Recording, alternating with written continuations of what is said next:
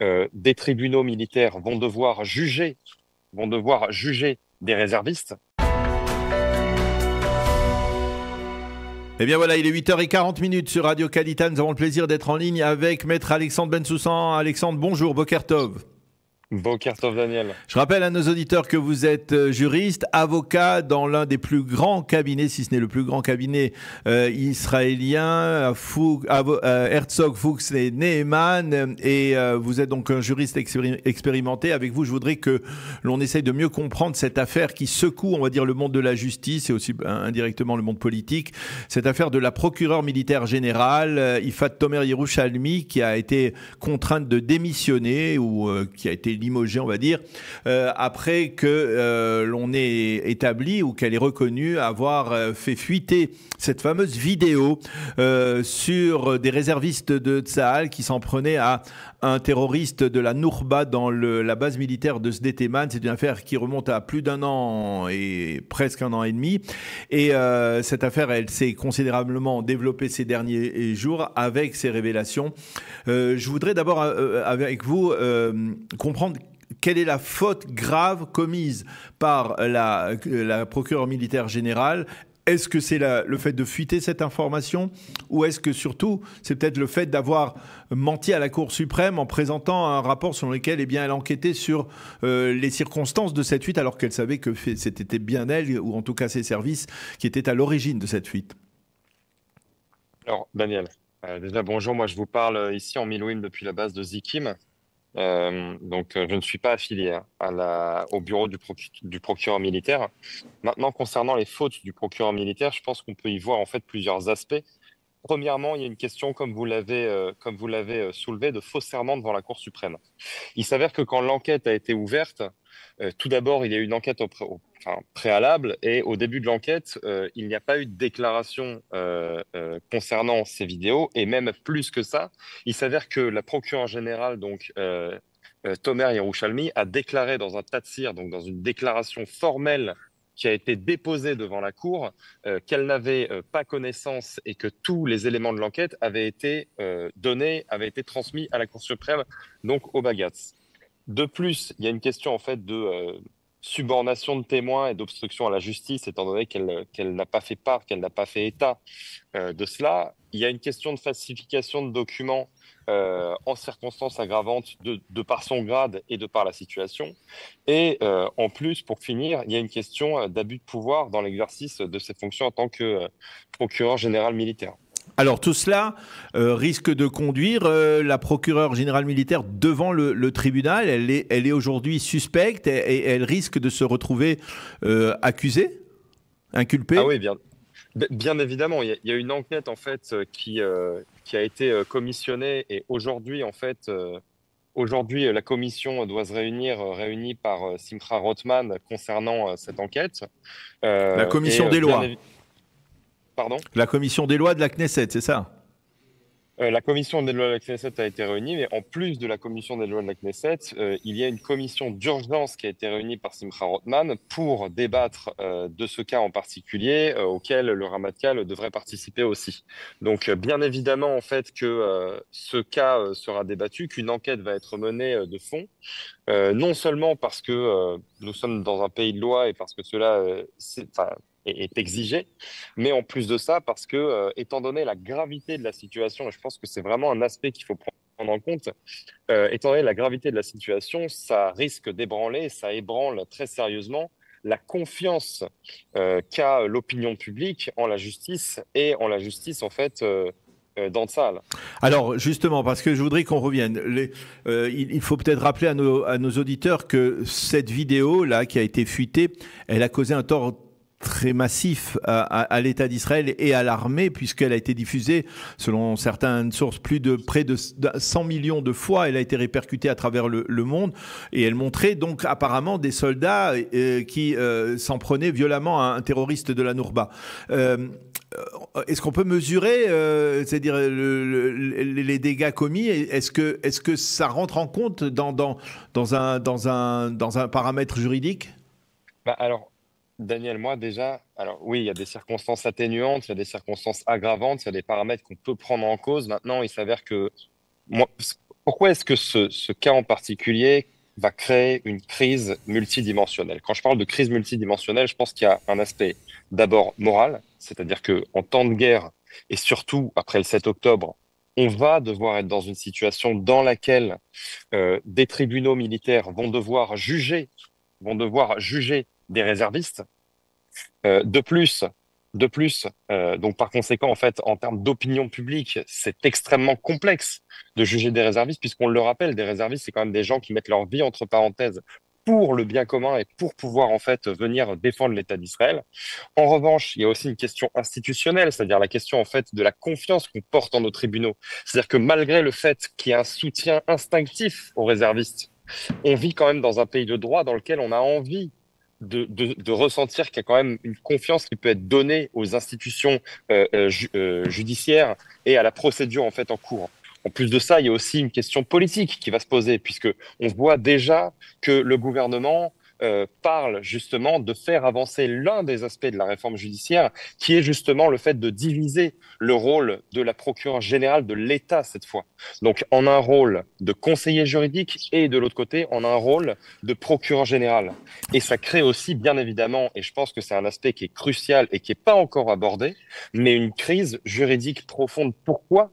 Parce qu'on le rappelle, le fait de ne pas juger ce genre de cas pourrait éventuellement permettre à la Cour pénale internationale de dire à Israël qu'elle ne juge pas en fait les cas de ses ressortissants et les cas de ses soldats ayant commis des crimes de guerre et des crimes contre l'humanité, et par conséquent qu'elle puisse se permettre par le même biais d'utiliser son principe de complémentarité, donc l'article 18.1 qui permet à la Cour pénale internationale, lorsqu'un pays n'est pas apte ou ne juge pas ses ressortissants, décide délibérément de ne pas juger ses ressortissants, de le faire par elle-même. Donc, par conséquent, en fait, on est partagé d'un côté entre ce soutien, cette opinion publique qui soutient de manière indéfectible et aveugle les réservistes, et de l'autre côté, de se dire qu'on est quand même un pays de droit et qu'on n'a pas envie de remettre, en fait, la, la, la, la légitimité de juger, en fait, de nos affaires internes à des cours qui sont internationales. Mais vous êtes d'accord Donc, sur le fond que finalement, cette affaire, soit c'est le début, le haut de l'iceberg qui révèle, on va dire, que le système juridique israélien est bien malade, soit en tout cas, eh bien, cela donne de l'eau au moulin de ceux qui disent, eh bien, vous voyez, on vous avait dit, il faut que le système judiciaire israélien soit réformé. euh, je pense que je pense que le parallèle avec la réforme ne peut pas forcément être trop rapidement fait. Vous savez, je pense qu'en termes de communication et je pense qu'en termes juridiques et de procédure, bien évidemment que la procureure générale militaire a extrêmement mal agi. Maintenant, moi, ce qui me secoue plus, et je vais être très franc avec vous, ce qui me secoue plus que ces agissements procéduraux erronés, c'est justement bah, déjà ces actes qui ont été commis, s'ils s'avèrent avoir été commis. Alors bien évidemment, je respecte le principe de D'innocence, de présomption de d'innocence. présomption de Rafout, mais bien De sûr, de présomption. présomption d'innocence, de présomption d'innocence. Mais elle a Mais avoué, elle a à la avoué elle-même, hein, elle a avoué elle-même d'une certaine manière. elle a avoué elle-même et elle a démissionné elle-même. Elle a démissionné elle-même. Maintenant, on rappelle les faits. Ça reste a priori, hein, bien évidemment. Ça reste 15 minutes d'actes de torture aggravés. Donc, c'est la peine qu'encourent en fait ces réservistes. C'est une peine en fait d'actes de torture aggravés sur prisonniers. Donc, par conséquent, ils peuvent encourir jusqu'à 20 ans de prison. Donc on parle quand même d'actes graves. Et moi, dans un système auquel je tiens, je pense que ils doivent être jugés. Toute la lumière doit être faite sur cette enquête, bien évidemment. C'est-à-dire, il faut faire une Maintenant, distinction. Il faut faire une distinction entre le cas de la procureure générale et l'affaire des tortures, ou on va dire des tortures soi-disant, a priori, des réservistes. bien évidemment, et je pense qu'il faut faire aussi une distinction qui est encore plus primordiale, parce que c'est vrai en fait que quand les gens entendent parler de cette affaire, tout le monde court à dire que bah, finalement il s'agit, et c'est ce qu'on montre en fait en premier lieu, c'est ce qu'on dit en premier lieu, qu'il s'agit d'un terroriste de la Nourba, d'un terroriste du Hamas. Moi, je fais une totale distinction entre l'affiliation du terroriste et la nature en fait des actes qu'il peut avoir commis et qui peuvent être passibles à mes yeux et qui doivent être punis de la manière la plus sévère possible qu'on l'a en Israël. Et en fait des actes sont des actes qui ont complètement dépassé la fonction des gens qui les ont a priori commis, mais aussi qui peuvent être totalement moralement répréhensibles. Et bien évidemment, l'autre dimension, c'est le rôle de la procureure qui a d'un côté extrêmement mal agi, de l'autre, bon, bah, qui a pris responsabilité et qui a démissionné. Et par conséquent, justement, on se trouve justement dans cette crise où on a énormément de mal. Même Daniel a adopté un point de vue qui est sans équivoque. Alors justement, cela pose le problème de qui va enquêter sur cette affaire, parce que tout le monde de la justice est intimement lié. On sait qu'il y a par exemple une proximité entre Oui, Galit Barav-Miara, la conseillère juridique du gouvernement, absolument. et Madame Ofer Tomer Yerushalmi. C'est-à-dire qui peut enquêter, qui peut recevoir le mandat selon le droit israélien, qui doit recevoir le mandat d'enquêter, qui peut enquêter de la manière la plus impartiale possible. Alors déjà, il faut rappeler en fait que cette enquête a été ouverte. Pourquoi? Parce que donc l'enquête a été ouverte en août 2024. C'est des faits pardon qui remontent à août 2024. Et ce qui s'est passé, c'est que les procureurs généraux militaires qui sont à un grade suffisamment élevé passent régulièrement des polygraphes. Il s'avère que un des procureurs militaires a passé un polygraphe. Donc ce sont des polygraphes en fait qui sont faits passer. C'est des examens qui sont à fréquence, on va dire, à fréquence euh, euh, Ah, ah, élevé, c'est-à-dire dans le temps, tous les procureurs militaires doivent passer des polygraphes tous les 6 mois à peu près. Et il s'avère en fait que lors d'un des polygraphes du Shin Bet, il y a eu un problème en fait.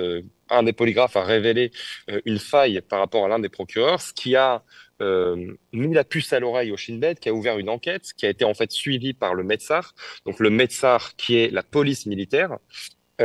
Cette enquête en fait ouverte par le Médecart a donné suite en fait a donné lieu à ce qui est en train de se passer aujourd'hui et les répercussions en fait directes de cette enquête. Donc ça veut dire qu'en fait on a quand même des organes qui sont quand même des organes assez autonomes dans l'armée et aussi dans les services de sécurité. Donc que ce soit le Shin Bet et que ce soit le Médecart.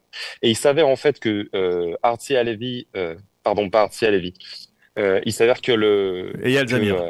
que Eyal Zamir, le chef d'état-major, a compris qu'il s'agissait en fait de quelque chose de beaucoup plus gros que ce qu'on ne pouvait le penser.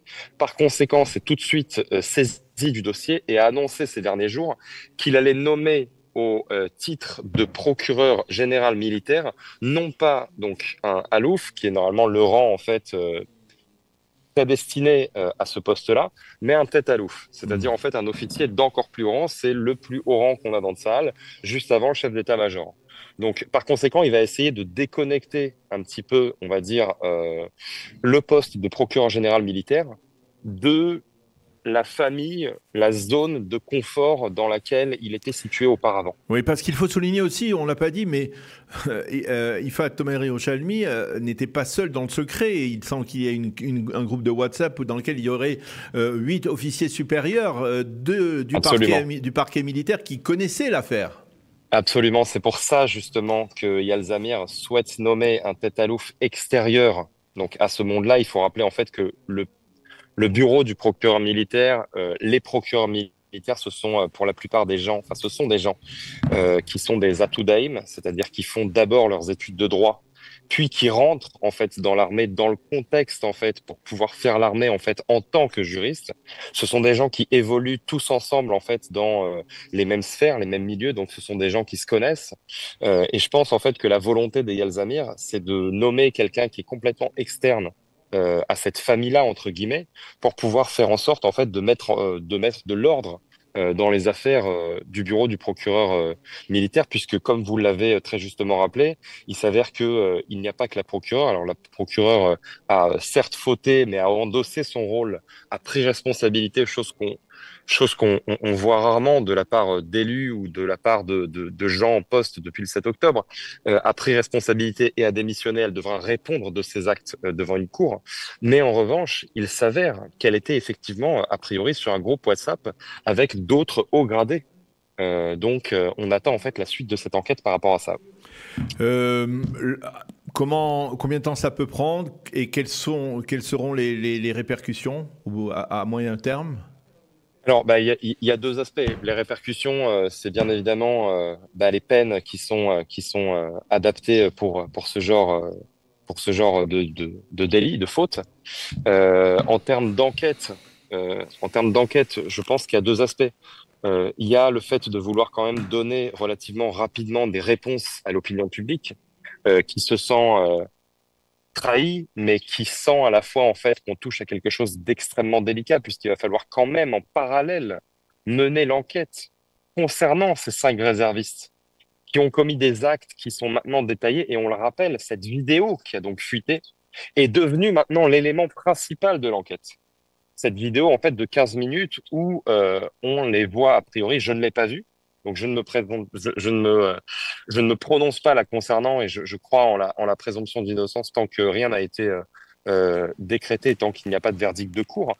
Mais cette vidéo est devenue en fait l'élément principal de l'enquête. Donc en fait, il va falloir suivre ces deux choses en parallèle.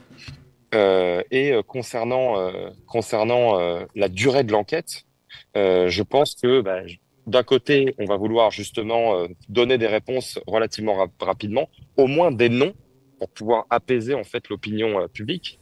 Mais à côté de ça, c'est une enquête qui est susceptible de prendre quelques années. On parle quand même de fautes graves. Eh bien, Maître Alexandre Bensoussan, merci beaucoup de nous avoir aidé à mieux comprendre cette affaire qui est complexe, qui n'est pas évidente et qui secoue, comme je le disais, le monde de la justice en Israël. Merci d'avoir été présent, de nous avoir consacré de votre temps alors que vous êtes en Milouim, donc dans la bande de Gaza, merci, ou à proximité de la bande de Gaza. Merci beaucoup d'avoir été avec nous ce matin. Bonne continuation et bon retour. Faites attention à vous là-bas. Merci à vous. Bonne journée, Daniel.